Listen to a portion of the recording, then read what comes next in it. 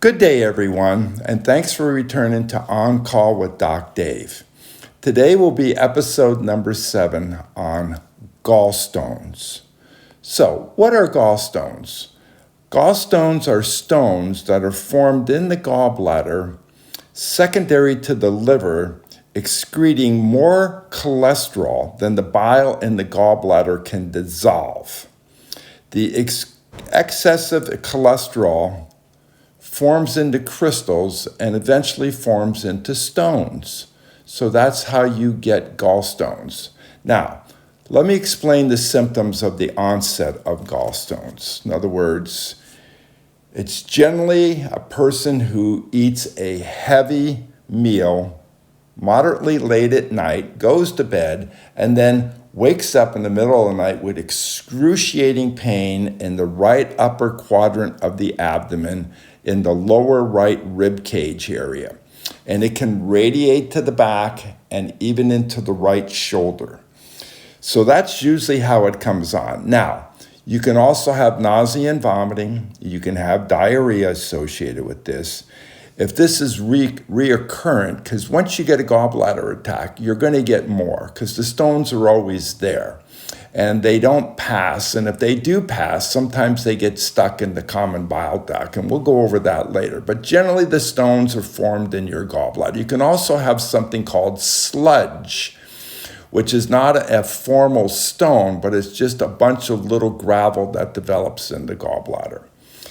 Now, the other thing you can get, other than the pain, nausea, vomiting, and diarrhea, is you can get a fever and chills. Now, if you get a fever or chills associated with one of these attacks, that's a medical emergency. You need to go to the emergency room immediately, because generally what that means is that a stone passed out of the gallbladder, through the gall duct, and into what's called the common bile duct, which leads into the pancreas and into the small bowel. And what the bile does is it generally digests the food that you eat. Well, these stones, if they go down the common bile duct and they get stuck in there, it's kind of like the kidney stone episode I went through a couple episodes again.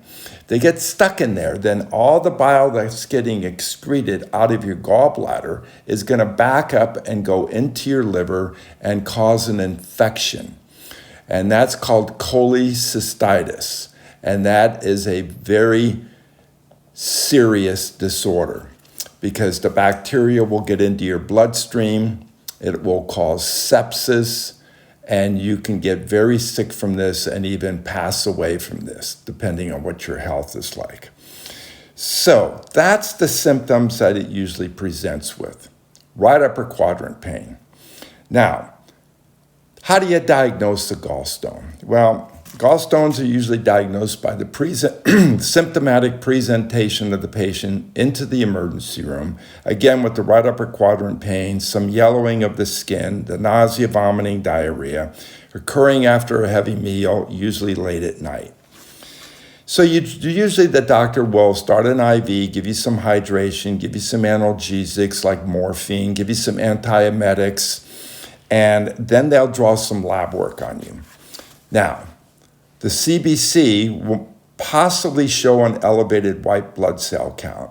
And if that's present, then that's a sign that you may be getting an infection in your gallbladder, which is serious, as I mentioned earlier.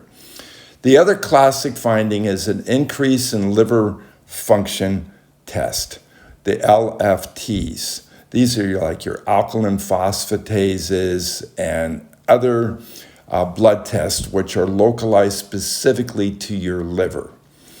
And these are what we call liver enzymes.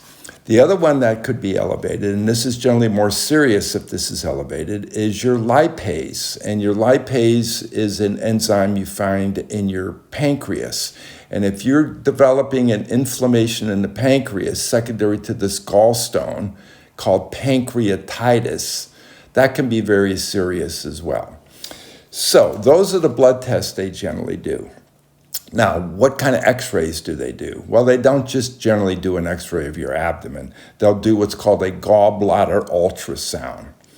and that has a transducer on your abdominal wall. They put a little lubricant there, and they move the wand around, and they look at the gallbladder, and they can either see stones in the gallbladder, or they can see stones stuck in the gallbladder duct, or they can see stones stuck in the common bile duct.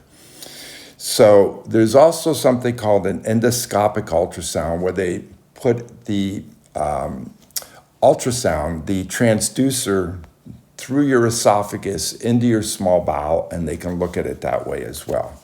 And they can also do a CT of the abdomen if they need to. Okay, so once they've made the diagnosis, then what do? How do they treat these gallstones? Well, the most important thing that they do, if there's no infection or complication associated with it, and the morphine causes it, the pain to go away, the blood tests aren't extremely abnormal, and the patient's feeling better, and you can tolerate fluids in the emergency room, they may send you home with some analgesics and what's called a bland diet. And we'll go over that in a few minutes, but that technical term is bland diet. So they'll also probably give you some antiemetics, and they'll tell you, if the pain comes back and it's excruciating, if you have nausea, vomiting, diarrhea, can't tolerate fluids, or obviously if you have a fever or chills, then you need to return immediately to the emergency room for reevaluation. Now, what do you do if you got to return and you've got these complications? Well, they remove your gallbladder, and that's through a procedure, and I won't go into technical details, but it's called an ERCP. They can, in the old days, they used to just go in and make an incision and remove the whole gallbladder, but now they can go through your esophagus again into your small bowel and reach up with a instrument and remove the stone that's obstructing. So that's how you treat it. Gallbladder goes. Like I said earlier, it's a non-essential organ. You can live without a gallbladder, but there's some discomforts associated with this. So what is life like without a gallbladder? Well, you get diarrhea, you get gas and bloating, abdominal cramping, and generally difficulty digesting fatty meals. So that's what you have to live with. But, it's kind of like your tonsils when I was a kid, you got your tonsils out if you got an abscess or you got recurrent tonsillitis, or it's like your appendix, if you get an acute attack appendicitis, you get your appendix out. These are non-essential organs. So last of all, how do you prevent onsets of gallbladder disease? Or if you have one attack, how do you avoid further attacks? Well, basically it's dietary. You go on what's called, which I mentioned above, a bland diet. And what is a bland diet? Well, it's a diet that has low fat. You can't have fatty meals. You can't drink high-fat milkshakes. Dairy products are generally avoided as much as you can. You avoid fruit juices, which have a lot of sugar in them. Avoid herbal teas and coffee, believe it or not. Carbonated beverages are to be avoided, especially sugarized ones. And last but not least, alcohol. So it's basically a dietary controlled thing. If you want to live a good lifestyle and you don't want to be having gallbladder attacks all the time, you got to go on one of these diets, or else you got to get the gallbladder removed. So that's basically what your gallstones are, where they're formed, how they're diagnosed, how they're treated, and how you prevent them.